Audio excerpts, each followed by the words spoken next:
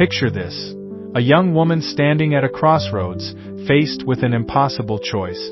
Behind her lies everything familiar: her homeland, her family, her culture, her gods.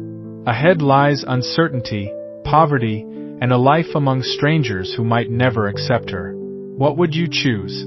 Safety and familiarity, or love and loyalty to someone who has become your world? This is where we find Ruth, a woman whose story begins in tragedy but transforms into one of the most beautiful tales of devotion ever told. Her journey will take her from the hills of Moab to the fields of Bethlehem, from being a foreign outsider to becoming part of the royal lineage of Israel.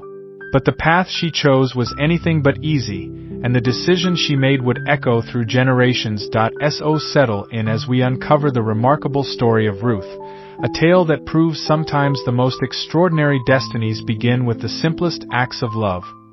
Our story begins during one of the darkest periods in Israel's history.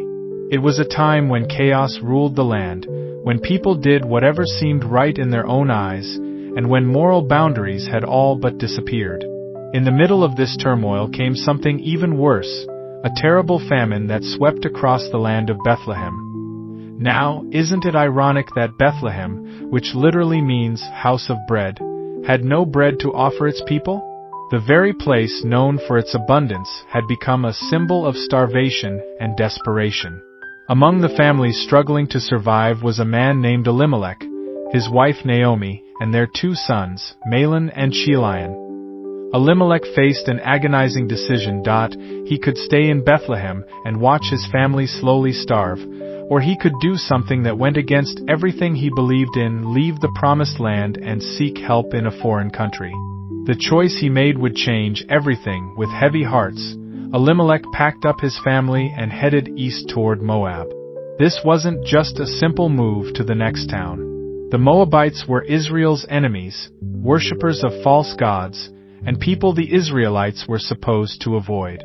But when you're watching your children grow weaker by the day, desperation can make you do things you never thought possible. The journey to Moab must have been filled with mixed emotions: relief at leaving the famine behind, but also fear and uncertainty about what lay ahead. Naomi, in particular, was leaving behind her entire world, her relatives, her friends, her community, everything that made her feel like she belonged somewhere. When they arrived in Moab, something unexpected happened. Instead of the hostility they might have feared, they found acceptance.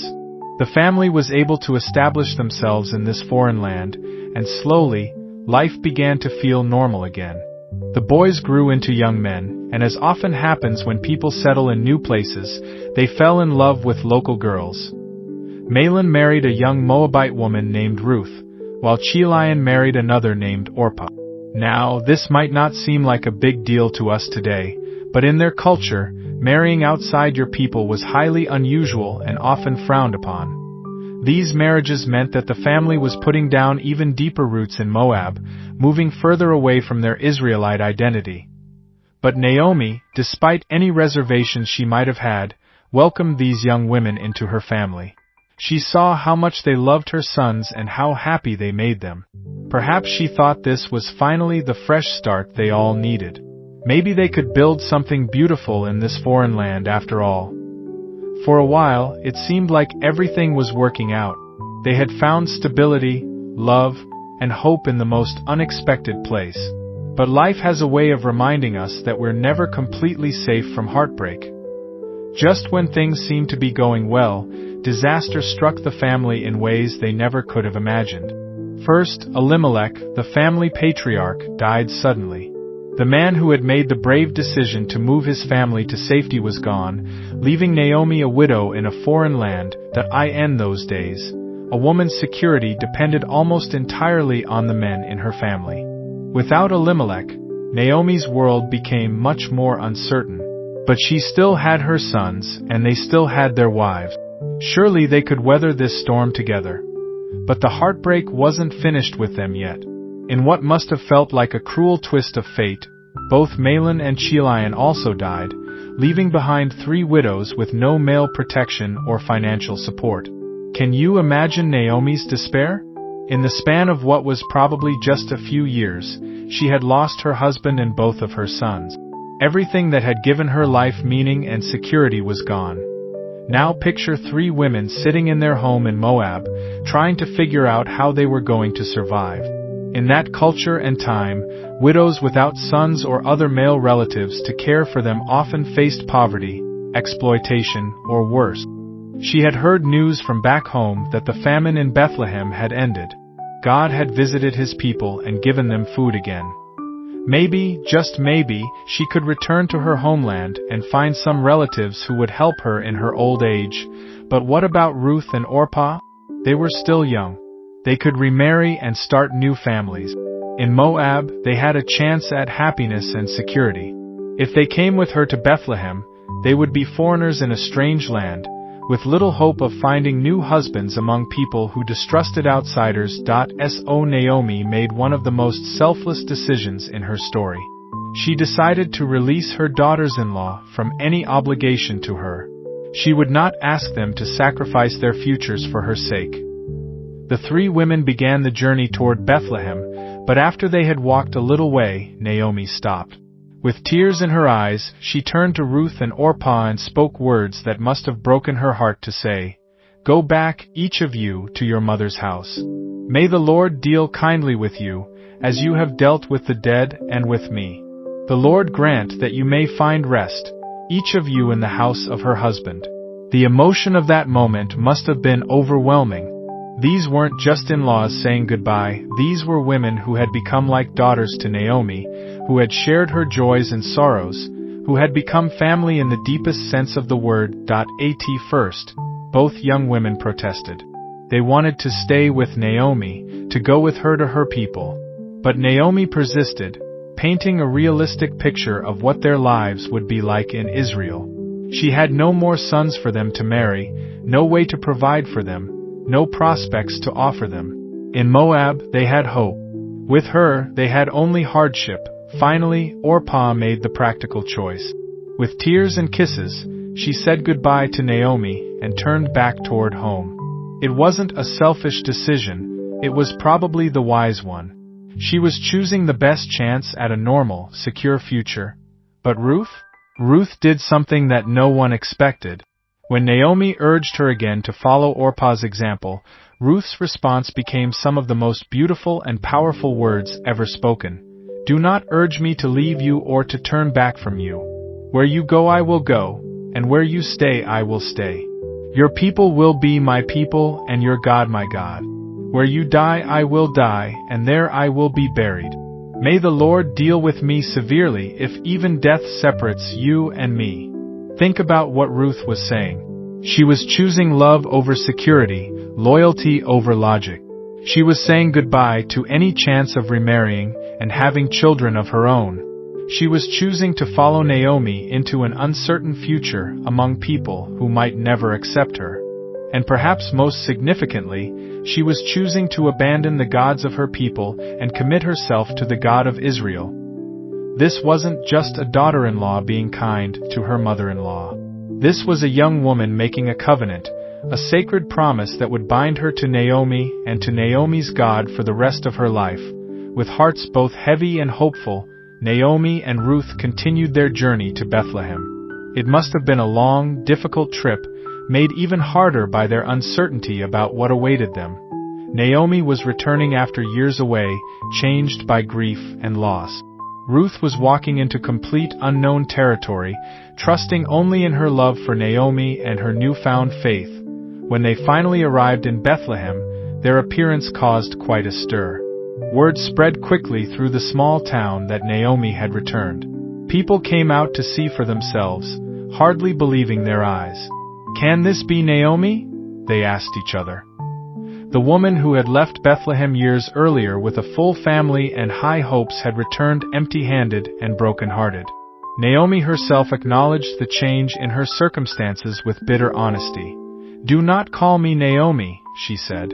The name Naomi meant pleasant, and she no longer felt that description fit her life. "Call me Mara," she said instead, a name that meant bitter. "For the Almighty has dealt very bitterly with me. I went away full, and the Lord has brought me back empty." But Naomi wasn't quite as empty as she thought. Standing beside her was Ruth, loyal, devoted Ruth, whose presence was about to change everything. Ruth quickly realized that feeling sorry for themselves wouldn't put food on the table. She had made a commitment to care for Naomi, and she intended to keep it, no matter what it took. So she came up with a plan that showed both her humility and her determination. "Let me go to the fields," she said to Naomi, "and glean among the ears of grain after someone in whose sight I may find favor." Gleaning was backbreaking work that was usually done by the poorest of the poor. It involved following behind the harvesters and picking up whatever grain they had missed or dropped. It was charity work, really, a way for those who had nothing to survive on the generosity of landowners who were required by law to leave something behind for the needy. For a young woman who had been married into a respectable family, this was a significant step down in social status. But Ruth didn't care about her pride. She cared about survival, and she was willing to do whatever honest work was necessary. What Ruth didn't know was that her decision to glean in a particular field was about to set in motion a series of events that would change her life forever. The field she chose belonged to a man named Boaz, who happened to be a relative of Naomi's deceased husband, Elimelech. Boaz was not just any landowner. He was a wealthy, respected member of the community, known for his integrity and kindness. When he came to check on his harvest that day, he noticed a young woman he didn't recognize working among the gleaners. "Whose young woman is this?" he asked his foreman. The answer he received must have intrigued him greatly. This was Ruth the Moabite, the one who had come back with Naomi. She had been working steadily since morning, hardly taking a break, showing a work ethic that impressed everyone who watched her.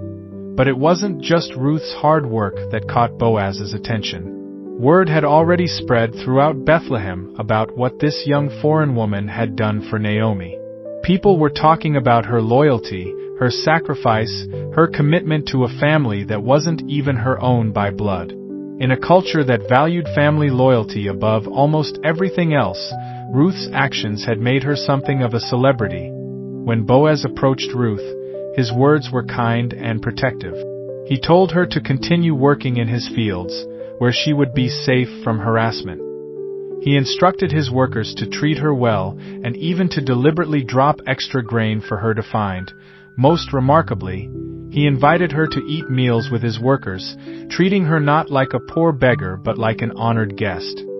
Ruth was overwhelmed by this unexpected kindness. She fell on her face before Boaz and asked, "Why have I found favor in your eyes that you should take notice of me, since I am a foreigner?" Boaz's answer revealed just how much Ruth's reputation had spread. "All that you have done for your mother-in-law since the death of your husband has been fully told to me, and how you left your father and mother and your native land and came to a people that you did not know before. The Lord repay you for what you have done, and a full reward be given you by the Lord, the God of Israel, under whose wings you have come to take refuge." When Ruth returned home that evening with an abundance of barley, far more than any gleaner could expect to gather in a day, Naomi immediately knew something special had happened. Ruth excitedly told her about the kind landowner who had shown her such favor, and when she mentioned his name, Naomi's reaction was electric. "Blessed be he by the Lord," Naomi exclaimed, "whose kindness has not forsaken the living or the dead." Then she explained something that made Ruth's heart race with possibility. Boaz was not just a kind stranger. He was a close relative, one who could potentially serve as their kinsman-redeemer. In Israelite culture, a kinsman-redeemer was a close male relative who had both the right and responsibility to step in when a family faced certain kinds of trouble. He could buy back family property that had been sold due to poverty, he could pay off family debts, and most importantly for Ruth's situation, he could marry a widow to continue the family line and provide for her needs. Suddenly, what had seemed like simple kindness from a wealthy landowner took on much deeper significance. Boaz's attention to Ruth might be more than just charity. It might be the beginning of a real solution to their problems. For the first time since they had arrived in Bethlehem, Naomi felt something she had almost forgotten: hope. Maybe God had not abandoned them after all. Maybe He was working behind the scenes, orchestrating events in ways they couldn't see, preparing to turn their story of loss into a story of restoration. As the harvest season drew to a close, Naomi knew they were approaching a crucial moment. Boaz had been consistently kind to Ruth, providing for her needs and protecting her in his field. But kindness alone wouldn't secure their future. If Boaz was going to act as their kinsman redeemer, someone needed to give him the opportunity to make that choice official. So Naomi came up with a plan that required both courage and faith. She instructed Ruth to prepare herself carefully, to wash and anoint herself and put on her best clothes. Then, under cover of darkness, Ruth was to go to the threshing floor where Boaz would be working late into the night, winnowing barley.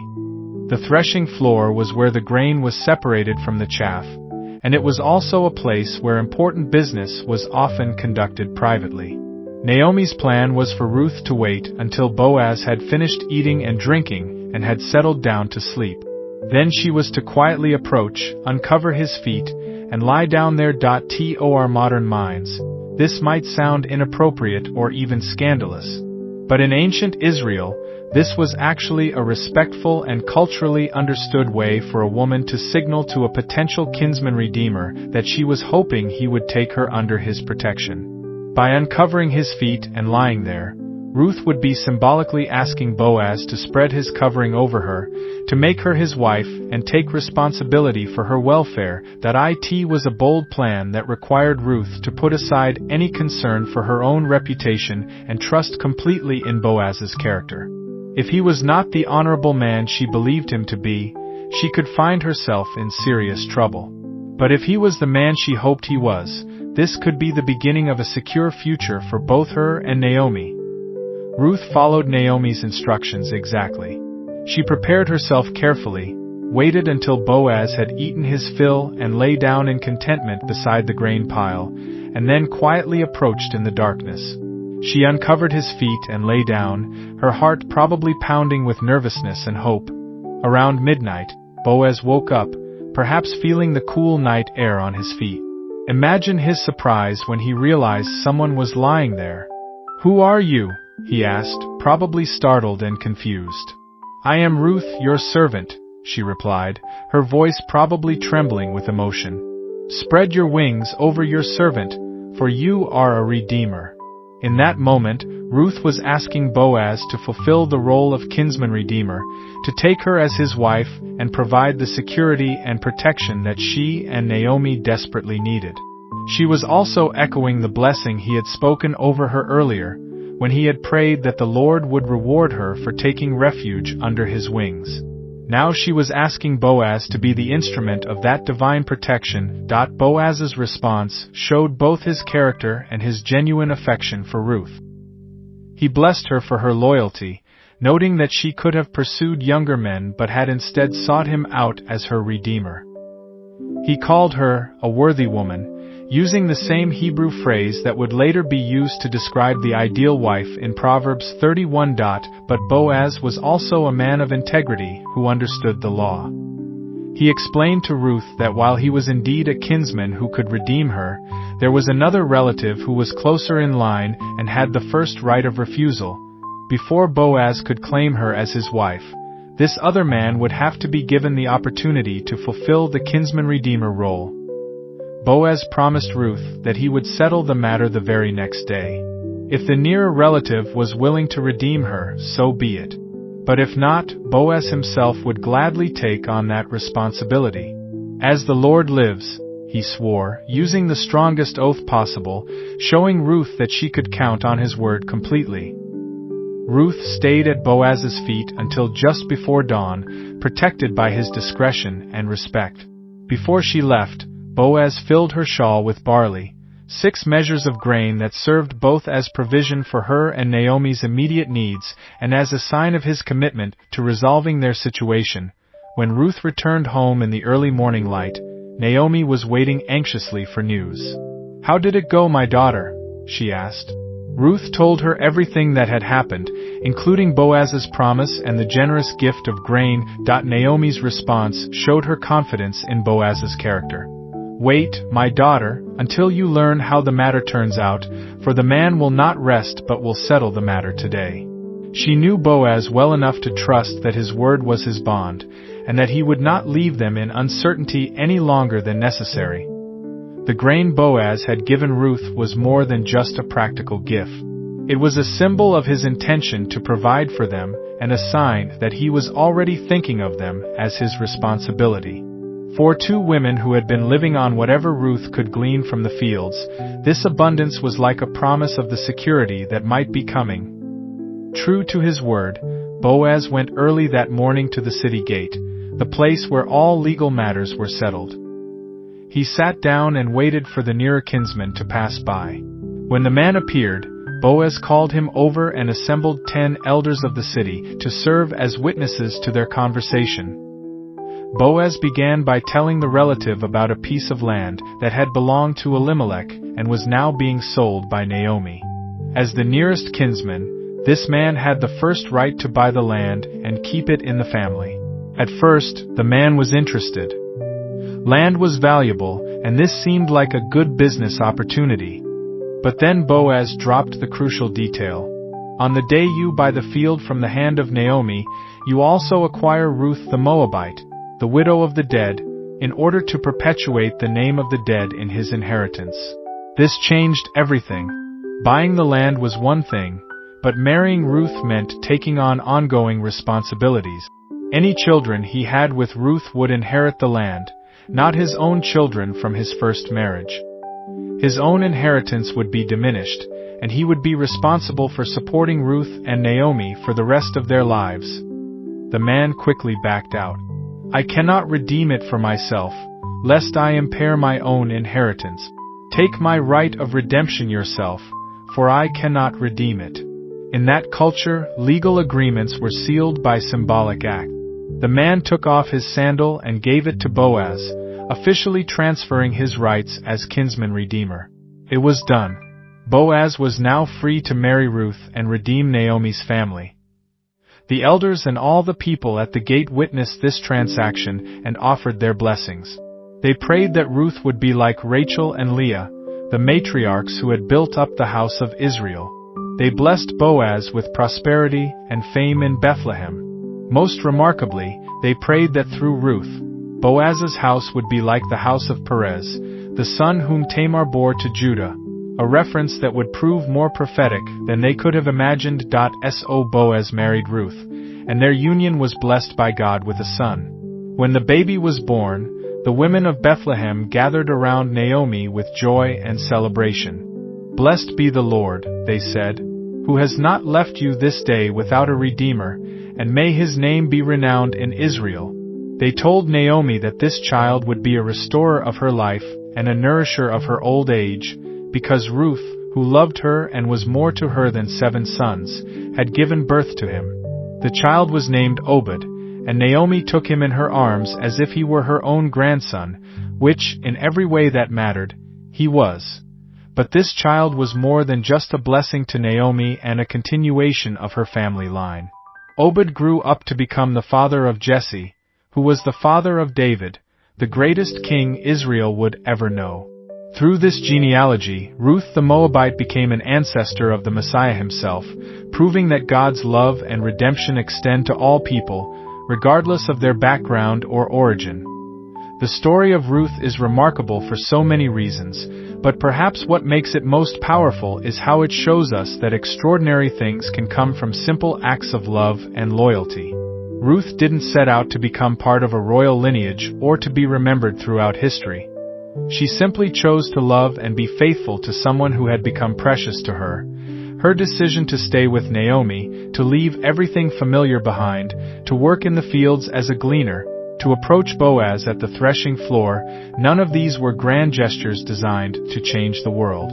They were just the choices of a young woman who had learned what real love looks like and was determined to live it out, no matter the cost. Ruth's story also shows us that God often works through what seems like ordinary circumstances to accomplish His extraordinary purposes. A famine that drove a family from their home. A chance encounter in a grain field. A conversation at midnight. A legal transaction at the city gate. None of these seemed particularly significant at the time, but together they wove a tapestry of redemption that would bless countless generations. Most beautifully, Ruth's story demonstrates that family is not just about blood relationships, it's about the bonds we choose to create and honor. Ruth and Naomi's relationship began through marriage, but it deepened into something that transcended law and custom. Ruth's commitment to Naomi showed the world what it means to love someone not because you have to, but because you choose to, again and again, even when it's difficult. From a foreign widow gleaning in the fields to the great-grandmother of Israel's greatest king, Ruth's journey reminds us that we never know how the seeds of faithfulness we plant today might bloom in the future. Her story encourages us to choose love over convenience, loyalty over logic, and faith over fear, trusting that God can weave even our smallest acts of devotion into His greater plan for redemption and blessing. Ruth's name appears in the genealogy of Jesus Christ, recorded for all time in the New Testament. A Moabite woman who chose to follow the God of Israel became part of the lineage through which God would offer salvation to the entire world. Her story proves that no background is too humble, no past too complicated, and no situation too desperate for God to transform into something beautiful. Thanks for joining us on this incredible journey through Ruth's story. If this tale of love, loyalty, and redemption touched your heart, we'd love to hear from you in the comments below. What part of Ruth's story inspired you most? Have you ever had to make a difficult choice between security and loyalty like Ruth did? Don't forget to hit that like button if this story encouraged you, and make sure to subscribe to our channel so you won't miss any more amazing Bible stories that show how God can transform ordinary lives into extraordinary legacies. Until next time, remember that your acts of faithfulness today might be planting seeds for blessings you can't even imagine yet.